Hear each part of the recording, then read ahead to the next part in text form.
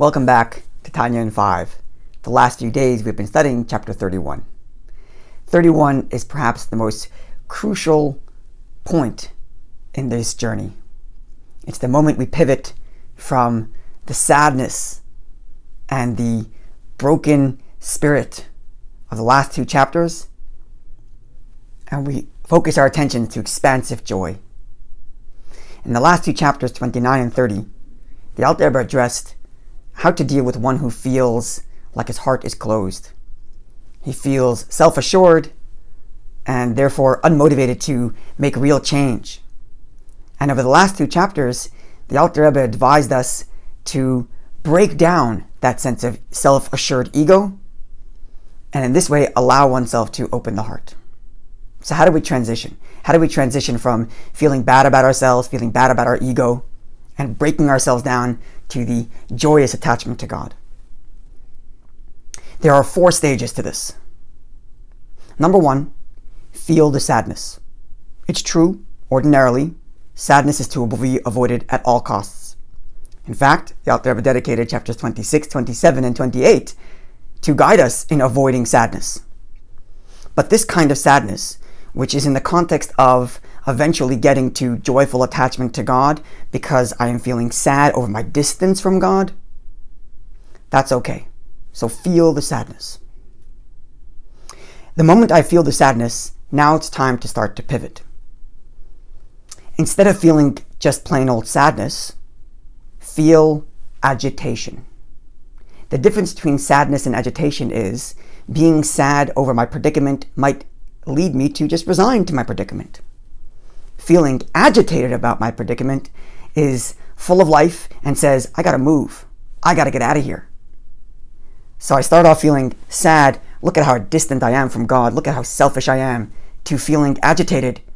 This is where I want to be? I gotta move out of this. I gotta get out of this. I gotta go somewhere. Then comes the point, stage 3, where the person recognizes that all of that ego, all of that selfishness is only an exterior layer. It's the animal soul. It's my biological self that is self-centered. But deep down within me, there is a place of purity. I have a godly soul, which is good, wholesome, selfless, altruistic.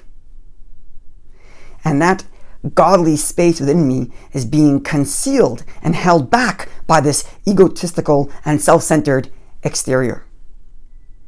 And now that I've broken down that egotistical, self-centered exterior, now it's time to allow that godliness to come forth.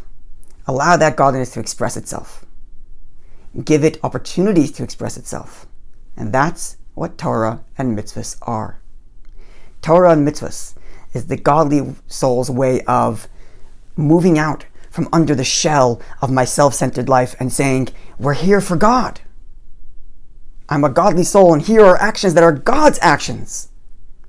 There's nothing more beautiful and more joyous than releasing good potential, than freeing goodness from the shell of badliness, freeing altruism from under the shell of self-centeredness, freeing godliness from under the animal soul, and allowing itself to express itself in Torah and mitzvahs and its reattachment to God.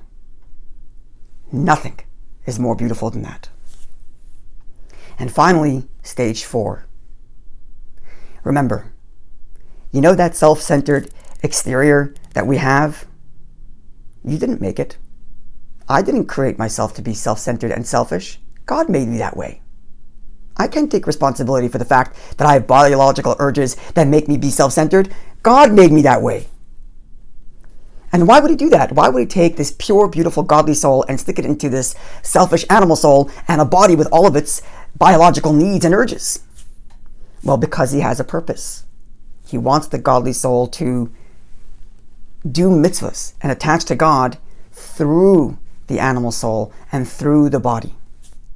When I do a mitzvah, I not only allow my godly soul to express itself from under that shell of selfishness, but I actually elevate the body that is doing the mitzvah. How amazing is that? My godly soul is free to express itself, and in so doing, fulfills the purpose for which I was created, fulfills the purpose for which even my selfishness was created.